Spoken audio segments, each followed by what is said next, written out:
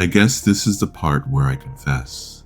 It feels right to put it into words now, to lay it all out, because by the time you're finished reading, you'll understand. Or maybe you won't. Maybe you'll wish you hadn't even started. Either way, it's too late for you. Just like it was too late for all the others. You see, everyone thinks monsters come from somewhere else out of the woods, from under the bed, out of the dark. But I've learned that monsters don't need to crawl out from shadows. Sometimes they sit beside you at the bar, smile at you on the train, or even invite you into their home. And sometimes they tell you stories. Let me tell you mine. It was raining the night I met her.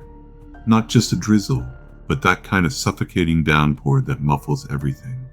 It turns the world into a blurry, shimmering version of itself, familiar, but distorted, as if you're walking through a dream that's about to turn into a nightmare. The kind of rain that makes people hurry, heads down, eager to get inside where it's dry and safe. She wasn't hurrying, though. That's what caught my attention. She was sitting on a bench under a flickering streetlight, her coat soaked through, her hood drawn low over her face. Rainwater pooled around her boots and dripped from her sleeves, but she didn't seem to notice. Her arms were wrapped tightly around herself, her shoulders drawn in like she was trying to disappear. She looked lost, like someone who'd taken a wrong turn and ended up somewhere they didn't belong, somewhere dangerous. I paused at the edge of the streetlight's halo, watching her. She didn't look up right away, but I could see the tension in her shoulders, the way her body stiffened just slightly. She knew I was there. She was pretending not to notice, but I could feel her awareness, sharp and electric, like the crackle of static before a lightning strike. "Are you okay?" I asked, stepping into the light. Her head jerked up then, her hood falling back just enough to reveal wide, startled eyes. For a moment, she didn't answer. Her gaze flicked to the dark alleyway behind me, then back to my face. She was assessing me, I realized, measuring the distance between us, weighing her options. "Yeah, just waiting for someone," she said finally, her voice tight. I smiled, soft and non-threatening. "Waiting out here in the rain? You sure you're okay?" She hesitated, her fingers curling into the fabric of her coat. "I'm fine," she said, a little too quickly. "Really?" That was a lie. I could always tell when someone was lying. It wasn't just in their voice, it was in the way their shoulders shifted, the way their gaze skittered like a startled mouse. Lies were something I'd learned to recognize, to taste, even before they left someone's lips. "Mind if I sit?" I asked, gesturing to the empty spot beside her. Her lips parted, but she didn't speak right away. I could see the battle playing out in her mind, her instinct to say no, to tell me to leave, warring with the voice of reason that told her it would be safer to play along, to be polite. "Sure," she said at last, but the word sounded like it had been dragged out of her. I sat down, careful to leave enough space between us to put her at ease. People are like deer, you see. They spook easily if you move too fast, if you crowd them. You have to ease into it. Let them think they're in control. "I'm Jack," I said, holding out my hand. "Rachel," she replied. She didn't take my hand, though. Her fingers stayed tucked in her pocket, gripping something. Pepper spray, maybe. Or a key she could use to jab at my eyes if it came to that. She was nervous, but she was smart. I liked that. The rain was letting up now, but the air was still heavy, thick with the smell of wet asphalt and something else, something faint and metallic. It was the kind of night that felt like it could go either way, like the world was holding its breath, waiting for something to happen. "You from around here?" I asked, leaning back against the bench, letting my voice take on a casual, friendly tone. She shook her head. "No, just visiting." Another lie. She didn't have the polished look of a tourist, nor the detached indifference of someone passing through. Her coat was fraying at the cuffs, her shoes scuffed and worn. She wasn't visiting. She was running. "Visiting friends?" I asked, pushing just a little. "No," she said quickly. Too quickly. "Just needed a change of scenery." I smiled again, as if I believed her. People like Rachel always thought they could lie their way out of trouble. They didn't realize how easy they were to read, how every hesitation, every nervous glance told me exactly what I needed to know. You picked an interesting place for a change of scenery, I said, glancing around at the empty street. The dim, flickering streetlights, the looming shadows of the buildings around us. Not exactly the most welcoming part of town. She shrugged, pulling her coat tighter around herself. I like quiet places. Me too, I said. There's something peaceful about them, don't you think? Her lips pressed into a thin line, and she looked away, her gaze fixed on the puddles rippling under the streetlight. I could see the tension in her jaw, the way her hand twitched against her side. She was uncomfortable, but she didn't want me to know that. Not yet. We talked for a while longer about meaningless things. Music, books, the kind of food you can only find at gas stations in the middle of nowhere. I told her about a diner down the street that made great burgers. She smiled at that, just a little. People always smile when you talk about food. It makes them feel safe, grounded. I kept my tone light, my questions casual. But underneath it all, I was studying her, watching the way her fingers tightened around the edge of her coat when I leaned in a little too close, listening to the hitch in her breath when I paused just a second too long before answering one of her questions. She was nervous, but she was trying to hide it. That made it more fun. When the rain finally stopped, I offered to walk her home. She hesitated, of course. They always do. But I could see the wheels turning in her head. She was measuring me up my open smile, my easy laugh. She thought she had me figured out. That's the trick, really.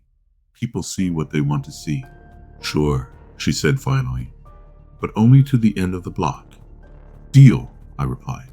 The streets were silent as we walked, the only sounds the faint splash of our footsteps in the puddles and the occasional distant hum of a passing car. The air was still thick with the smell of rain, and the shadows seemed to stretch longer, darker, with each step we took. I let her set the pace, staying just far enough behind that she'd have to glance over her shoulder to see me. She was nervous, I could feel it in the way she kept her head down, her shoulders hunched. But she didn't run. Not yet. What brings you to a place like this? I asked after a while. She shrugged, her coat rustling against her sides. Just needed a break. Somewhere quiet. Quiet can be dangerous, I said, my tone light, conversational. It makes people forget to pay attention. She shot me a quick glance, her eyes narrowing just slightly. I pay attention, she said. I can tell, I replied with a smile. You're careful. That's good. She didn't answer, just quickened her pace, her hand still buried in her pocket. I could hear her heartbeat now, faint but steady, like a drumbeat beneath the surface of the world. It was beautiful.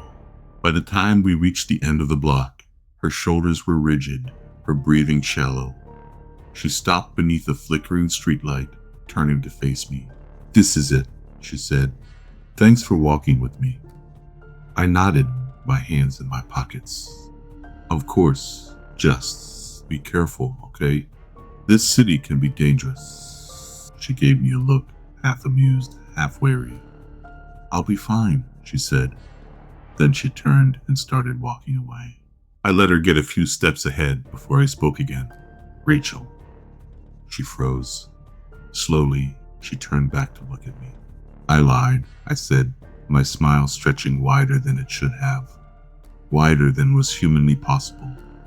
My name's not Jack. Rachel froze, her body stiffening, as if she could make herself invisible by sheer force of will. Her head tilted slightly, just enough for me to see her profile under the flickering streetlight. For a moment, there was silence, thick and tangible, stretching between us like a taut wire. Her breath fogged in the cold night air, each exhale faster than the last. I didn't move. I didn't need to. The anticipation was the best part, watching her mind race through every possible outcome, her muscles coiling as she decided whether to run or fight. Humans are fascinating creatures, really. They think they're so clever, so resourceful. But fear reduces them to their simplest forms: instincts, impulses, desperation. I I don't know what you're talking about, she stammered, though her voice betrayed her. It was trembling now, thin and frayed, barely holding itself together. Her feet shifted slightly on the wet pavement, and her hand slipped deeper into her coat pocket. Pepper spray, a knife, maybe just a set of keys, whatever she had, it wouldn't matter. Come on, Rachel, I said, my voice soft, almost playful. We both know you're not fine. You haven't been fine for a long time, have you? Her eyes widened at that. Just a fraction, but I caught it. People always think they're hard to read, but they're not. They're open books, every emotion spilling out in micro-expressions they don't even know they're making.